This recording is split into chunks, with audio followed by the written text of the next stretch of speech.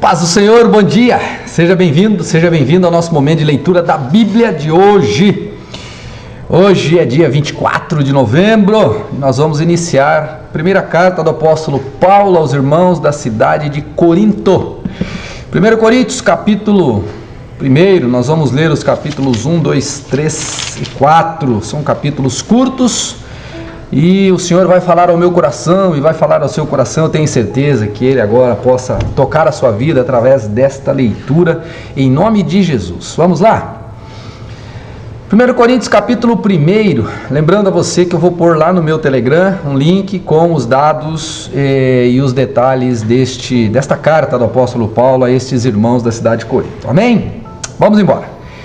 1 Coríntios capítulo 1 diz assim, ou 1 Coríntios: Eu, Paulo, chamado para ser apóstolo de Cristo Jesus, pela vontade de Deus, escrevo esta carta ao nosso irmão Sóstenes, à igreja de Deus em Corinto, àqueles que ele santificou por meio de Cristo Jesus. Vocês foram chamados por Deus para ser seu povo santo, junto com todos que, em toda parte, invocam o nome de nosso Senhor Jesus Cristo, Senhor deles e nosso. Que Deus, nosso Pai, e o Senhor Jesus Cristo lhes deem graça e paz. Sempre agradeço a meu Deus por vocês e pela graça que Ele lhes tem dado em Cristo Jesus. Por meio dele, Deus os enriqueceu em tudo, em toda capacidade de expressão, em todo entendimento. A mensagem a respeito de Cristo, de fato, se firmou em vocês, uma vez que nenhum dom espiritual lhes falta enquanto esperam ansiosamente pela volta de nosso Senhor Jesus Cristo. Ele os manterá firmes até o fim, para que estejam livres de toda a culpa no dia de nosso Senhor Jesus, o nosso Senhor Jesus Cristo. Deus é fiel, e Ele os convidou para ter comunhão com seu Filho, Jesus Cristo, nosso Senhor. Irmãos, suplico-lhes, em nome de nosso Senhor Jesus Cristo, que vivam em harmonia uns com os outros e ponham fim às divisões entre vocês. Antes, tenham o mesmo parecer, unidos em pensamento e propósito. Pois alguns membros da família de Cloe me informaram dos desentendimentos entre vocês, meus irmãos. Refiro-me ao fato de alguns dizerem: eu sigo a Paulo, enquanto outros afirmam: eu sigo Apolo, ou eu sigo Pedro, ou ainda, eu sigo Cristo. Acaso Cristo foi dividido? Será que eu, Paulo, fui crucificado em favor de vocês?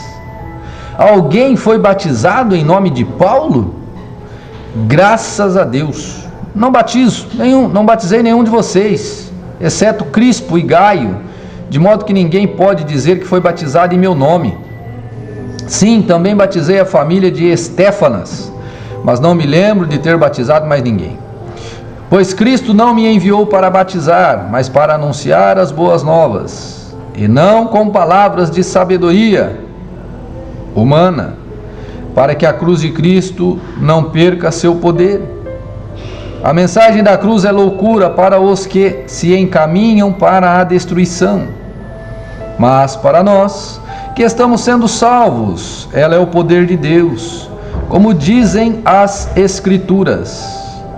Destruirei a sabedoria dos sábios e rejeitarei a inteligência dos inteligentes. Diante disso, onde ficam os sábios, os eruditos e os argumentadores desta era? Deus fez a sabedoria deste mundo parecer loucura, visto que Deus, em sua sabedoria, providenciou que o mundo não o conhecesse por meio de sabedoria humana. usou a loucura dessa nossa pregação para salvar os que creem. Pois os judeus pedem sinais e os gentios buscam sabedoria. Assim, quando pregamos que o Cristo foi crucificado, os judeus se ofendem e os gentios dizem que é tolice. Mas, para os que foram chamados para a salvação, tanto judeus como gentios, Cristo é o poder de Deus e a sabedoria de Deus. Pois a loucura de Deus é mais sábia que a sabedoria humana, e a fraqueza de Deus é mais forte que a força humana. Lembrem-se, irmãos, de que poucos de vocês eram sábios aos olhos do mundo, ou poderosos ou ricos, quando foram chamados. Pelo contrário, Deus escolheu as coisas que o mundo considera loucura para envergonhar os sábios, assim como escolheu as coisas fracas para envergonhar os poderosos. Deus escolheu coisas desprezadas do mundo, tidas como insignificantes, e as usou para reduzir a nada aquilo que o mundo considera importante. Portanto, ninguém jamais se orgulhe na presença de Deus. Foi por iniciativa de Deus que vocês estão em Cristo Jesus, que se tornou a sabedoria de Deus em nosso favor, nos declarou justos diante de Deus, nos santificou e nos libertou do pecado. Portanto, como dizem as Escrituras, quem quiser orgulhar-se, orgulhe-se somente no Senhor. Capítulo 2, diz assim a palavra do Senhor: Irmãos, na primeira vez que estive com vocês, não usei palavras eloquentes nem sabedoria humana para lhes apresentar o plano secreto de Deus, pois decidi que, enquanto estivesse com vocês, me esqueceria de tudo, exceto de Jesus Cristo, aquele que foi crucificado. Fui até vocês em fraqueza, atemorizado e trêmulo. Minha mensagem e minha pregação foram muito simples. Em vez de usar argumentos persuasivos e astutos, me firmei no poder do Espírito. Agi desse modo para que vocês não se apoiassem em sabedoria humana, mas no poder de Deus. No entanto, quando estamos entre pessoas maduras, falamos com palavras de sabedoria, mas não como tipo de sabedoria desta era, ou de seus governantes, que logo caem no esquecimento. Pelo contrário, a sabedoria a que nos referimos é o mistério de Deus, seu plano antes secreto e oculto, embora ele o tenha elaborado para a nossa glória, antes do começo do mundo. Os governantes dessa era, por sua vez, não a entenderam, pois se a houvessem entendido, não teriam crucificado o Senhor da glória. É a isso que as pessoas e as Escrituras se referem quando dizem: olho nenhum viu, ouvido nenhum ouviu, e mente nenhuma imaginou o que Deus preparou para aqueles que o amam. Mas foi a nós que Deus revelou estas coisas por seu Espírito. Pois o Espírito sonda todas as coisas, até os segredos mais profundos de Deus. Pois quem conhece os pensamentos de uma pessoa, senão o próprio Espírito dela? Da mesma forma, ninguém conhece os pensamentos de Deus, senão o Espírito de Deus. E nós recebemos o Espírito de Deus, e não o espírito deste mundo, para que conheçamos as coisas maravilhosas que Deus nos tem dado gratuitamente. Quando lhes dizemos isso, não empregamos palavras vindas da sabedoria humana, mas palavras que nos foram ensinadas pelo Espírito, explicando verdades espirituais a pessoas espirituais. Mas o homem natural não aceita as verdades do Espírito de Deus. Elas lhe parecem loucura, e ele não consegue entendê-las, pois apenas quem é espiritual consegue avaliar corretamente o que diz o Espírito. Quem é espiritual pode avaliar todas as coisas, mas ele próprio não pode ser avaliado por outros. Pois, quem conhece os pensamentos do Senhor? Quem sabe o suficiente para instruí-lo? Mas nós temos a mente de Cristo. Capítulo 3. Irmãos, quando estive com vocês, não pude lhes falar como a pessoas espirituais, mas como se pertencessem a este mundo ou fossem criancinhas em Cristo. Tive de alimentá-los com leite e não com alimento sólido, pois não estavam aptos para recebê-lo. E ainda não estão, porque ainda não são controlados, ou porque ainda são controlados por sua natureza humana. Têm ciúmes um dos outros, discutem e brigam entre si. Acaso isso não mostra que são controlados por sua natureza humana e que vivem como pessoas do mundo? Quando um de vocês diz, eu sigo Apolo, e o outro diz, eu sigo Apolo, não estão agindo exatamente como as pessoas do mundo? Afinal, quem é Paulo? Quem é Apolo? Somos apenas servos de Deus, por meio dos quais vocês vieram a crer. Cada um de nós fez o trabalho do qual o Senhor nos encarregou. Eu plantei e Apolo regou, mas quem fez crescer foi Deus. Não importa quem planta ou quem rega, mas sim Deus que faz crescer. Quem planta e quem rega trabalham para o mesmo fim, e ambos serão recompensados por seu árduo trabalho. Pois nós somos colaboradores de Deus, e vocês são lavoura de Deus e edifício de Deus. Pela graça que me foi dada, lancei o alicerce como um construtor competente, e agora outros estão construindo sobre ele. Mas quem constrói sobre o alicerce precisa ter muito cuidado, pois ninguém pode lançar outro alicerce além daquele que já foi posto, isto é, Jesus Cristo. Aqueles que constroem sobre esse alicerce pode usar vários materiais: ouro, prata, pedras preciosas, madeira, feno ou palha. No dia do juízo, porém, o fogo revelará que tipo de obra cada construtor realizou, e o fogo mostrará se a obra tem algum valor. Se ela sobreviver, o construtor receberá recompensa. Se ela queimar, o construtor sofrerá grande prejuízo, mas será salvo, como alguém que é resgatado por meio do fogo. Vocês não entendem que são o templo de Deus e que o Espírito Santo habita em vocês?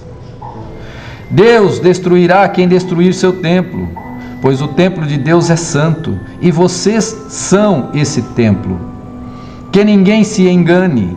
Se alguém de vocês, ou se algum de vocês, pensa que é sábio conforme os padrões desta era, ou deste mundo, deve tornar-se louco a fim de ser verdadeiramente sábio. Pois a sabedoria deste mundo é loucura para Deus, como dizem as Escrituras.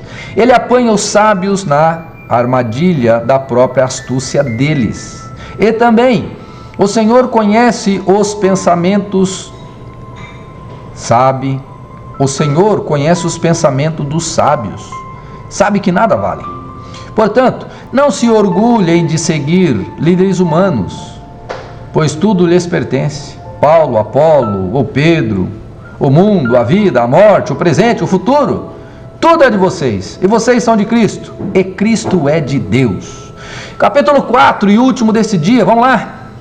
Portanto, diz assim o versículo 1, devemos ser considerados simples servos de Cristo, encarregados de explicar os mistérios de Deus. De um encarregado espera-se que seja fiel. Quanto a mim, pouco importa como sou avaliado por vocês ou por qualquer autoridade humana. Na verdade, nem minha própria avaliação é importante. Minha consciência está limpa, mas isso não prova que estou certo.